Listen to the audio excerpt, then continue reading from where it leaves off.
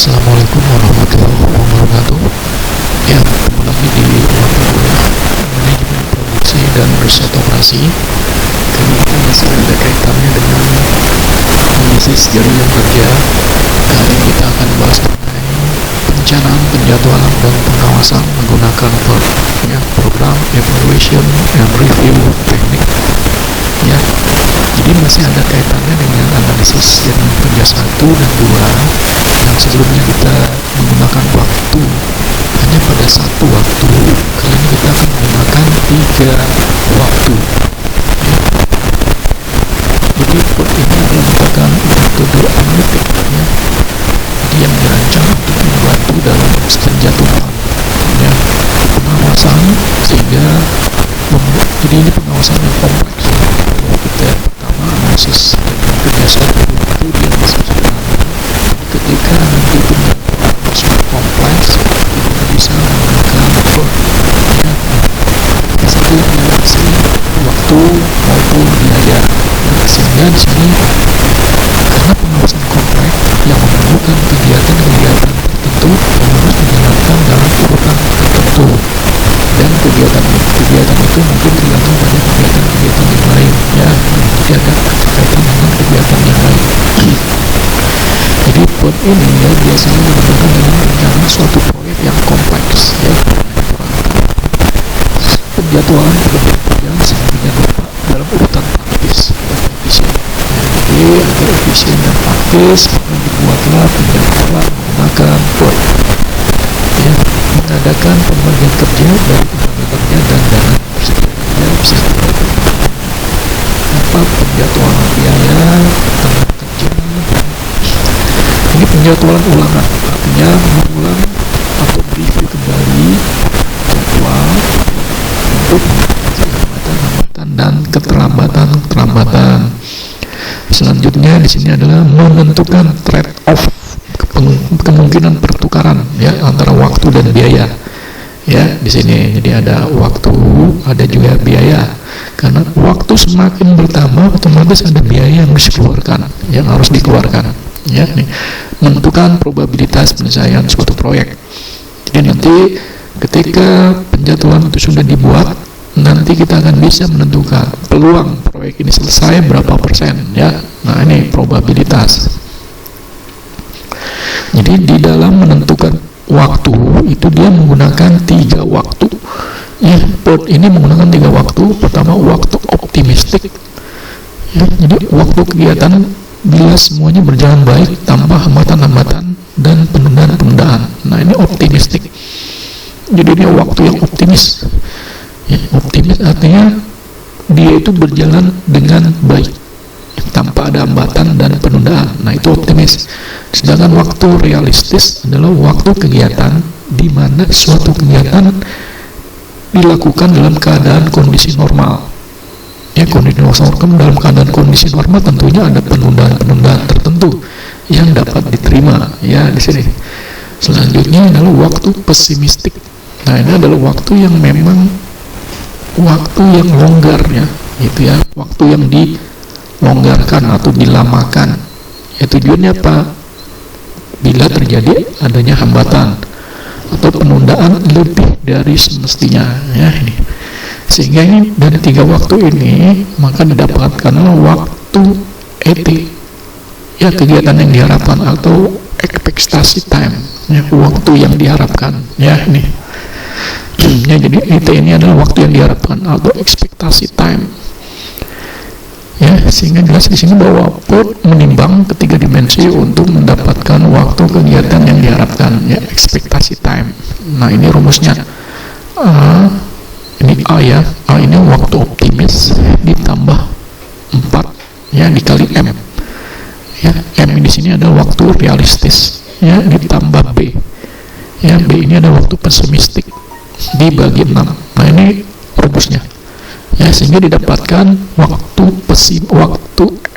ekspektasi time, ya, waktu yang diharapkan, ya, ini.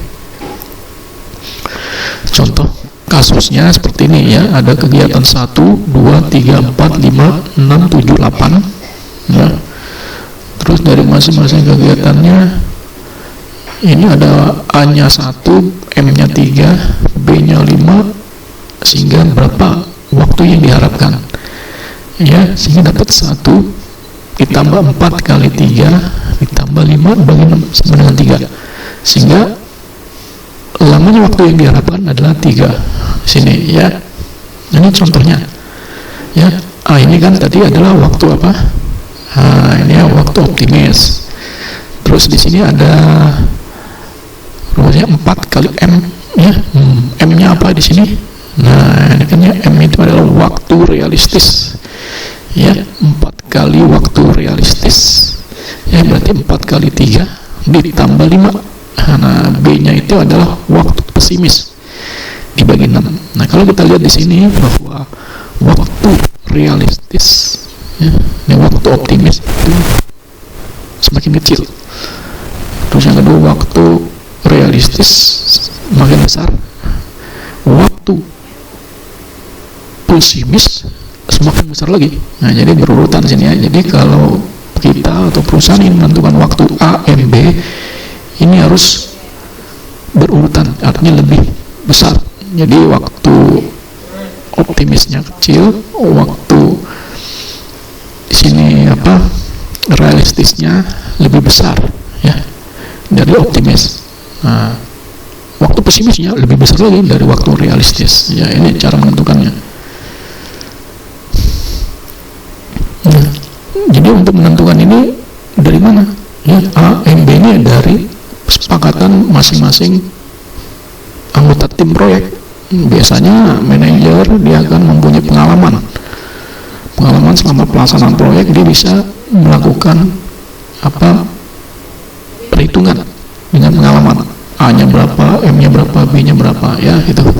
Nah, bagaimana kalau manajer proyeknya tidak punya pengalaman?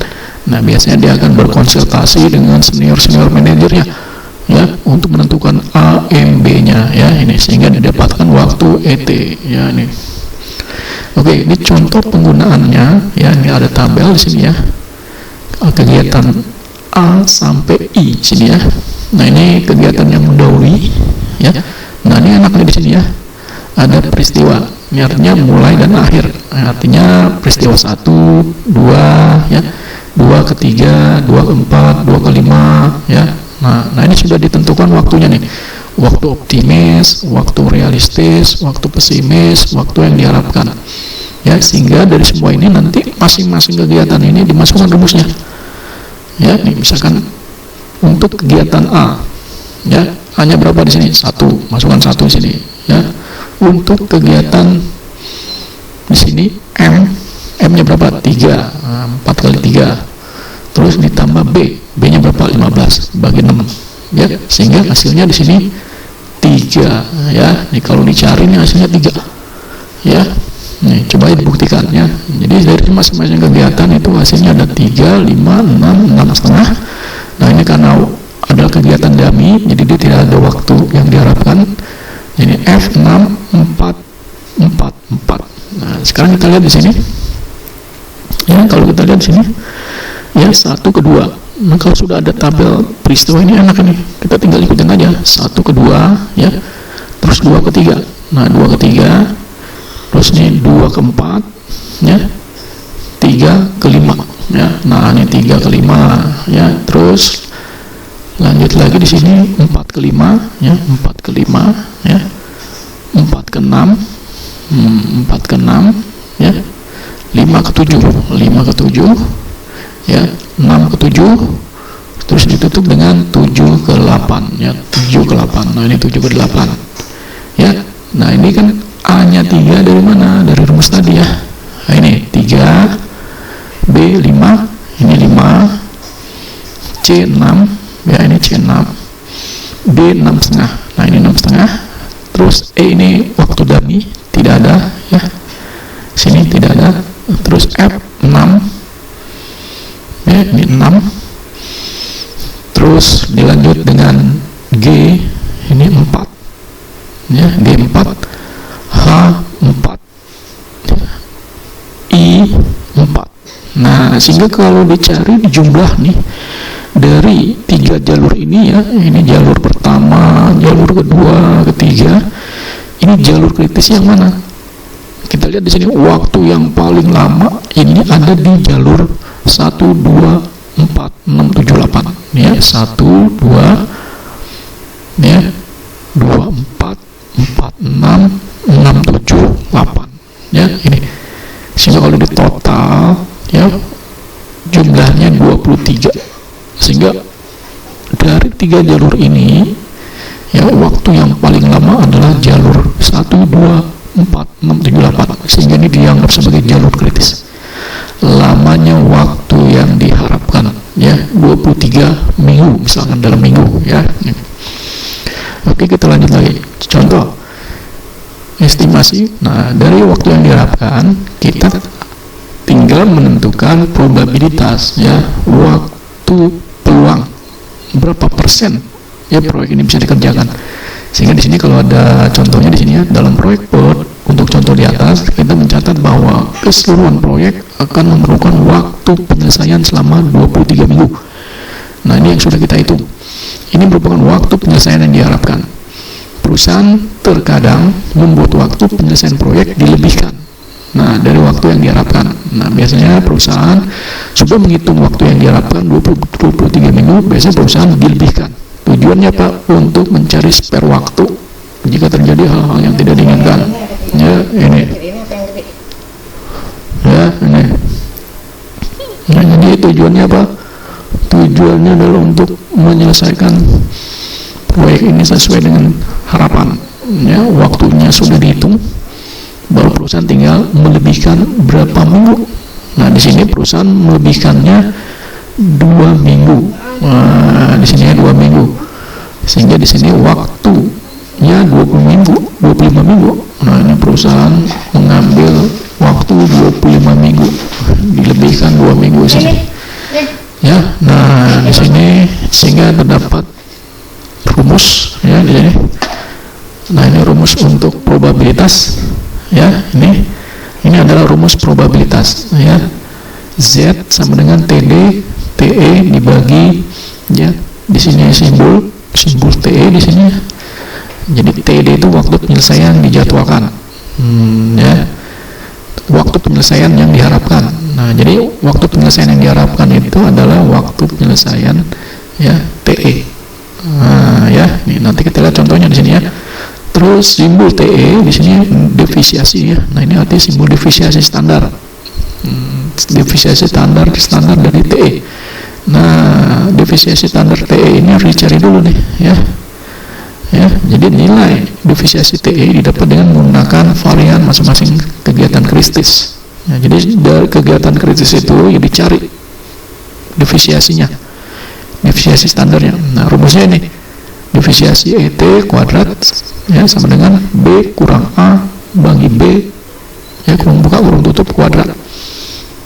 Nah, ya, sekarang kita ambil contoh. Nah, ini contohnya kita ambil. Kita tadi menggunakan tadi ya, ini dari jalur kritis ini ya. Nah, yang diambil jalur kritisnya untuk menentukan waktu peluangnya ya, berapa persentase peluangnya di sini ya. Nah, ini yang kita ambil untuk dicarikan defisiasi standar defisiasinya ya. A3 ya di sini ya, 1 2 2 4 4 6 6 7 7 8. Sehingga kalau dicari standar defisiasinya ya 1 2 ya udah dapat nih. Tadi 5 kurang 1 ya dibagi 6 pangkat 2 ya hasilnya 0,4. 5 kurang 1 ini dari mana ya? Dari ini tadi ya. Nah, ini TDTE ya. Nah, TDTE nya ya, kalau kita lihat di sini ya, TDTE nya ya. Nah, ini TDTE 5 kurang 1 ya, berarti TD nya 5, TE nya 1 ya di sini ya. Kalau kita lihat sini waktu penyelesaian yang diharapkan, oh ya bentar ya, oh ini dicari dulu standar defisiasinya, sorry ya, maaf ya. Jadi di sini dicari dulu standar defisiasinya ya, B dan A ya di sini, terus dibagi B ya ini sini.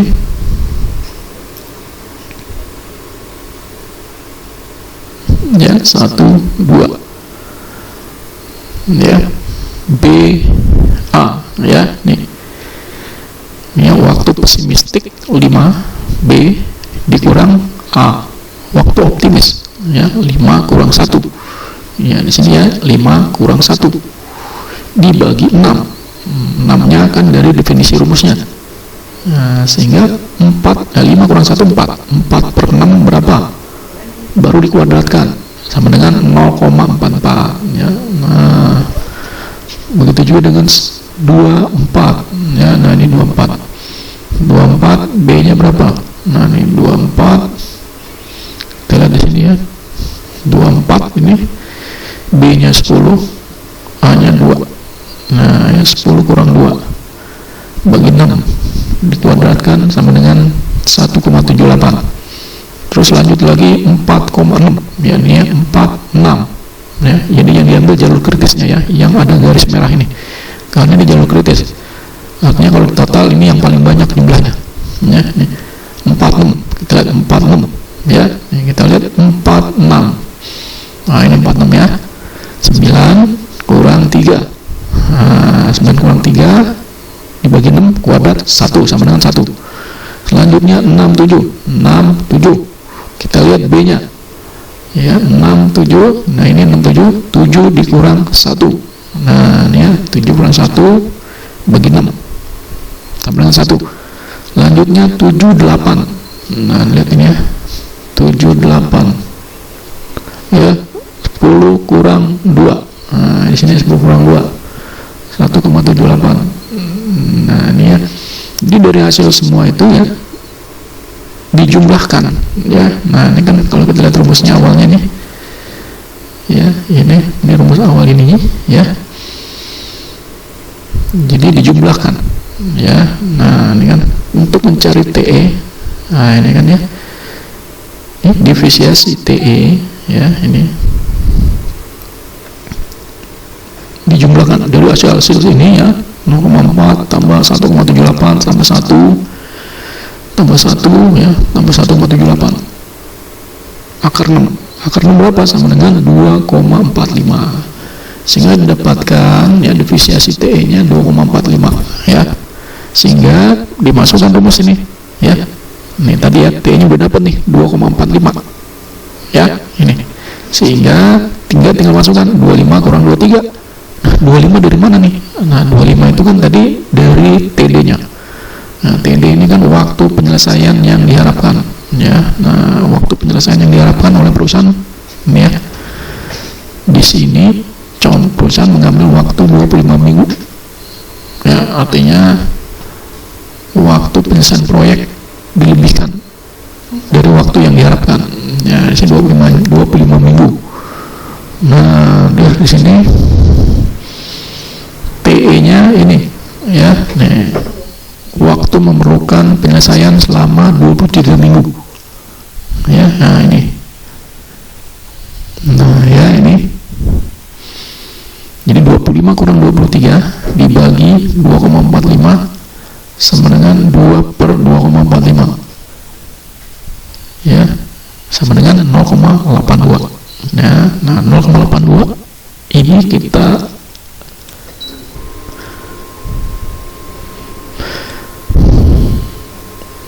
ya, ada, kita balik lagi ke sini. Nah, kita gunakan dengan menggunakan tabel normal ya, 0,82 ya. Kita menggunakan tabel set distribusi normal. Nah, cari dia di internet banyak ya, itu tabel Z distribusi normal. Nanti di sini ada ya 0,8. Nah, cari 0,8 di sini, lalu cari yang 0,02. Nah, karena kan di sini kan 0,82, berarti 0,8 0,02 sini. Nah, sini ya, tarik garis ke sini. 0,8 nya gue tarik garis, ketemu 0,7939. Ya, nah inilah hasilnya. Jadi probabilitas atau juga peluang proyek ini selesai itu adalah 0,7939. Artinya kalau dipresentasikan ya sama dengan 79% ya, 0,39 itu kan kali 100% ya, ini sama dengan 79%,39 ya, ini hasilnya. Jadi peluangnya ya, probabilitas proyek ini selesai itu 79,39% ya, ini itu ya dari saya. Terima kasih. Assalamualaikum warahmatullahi wabarakatuh.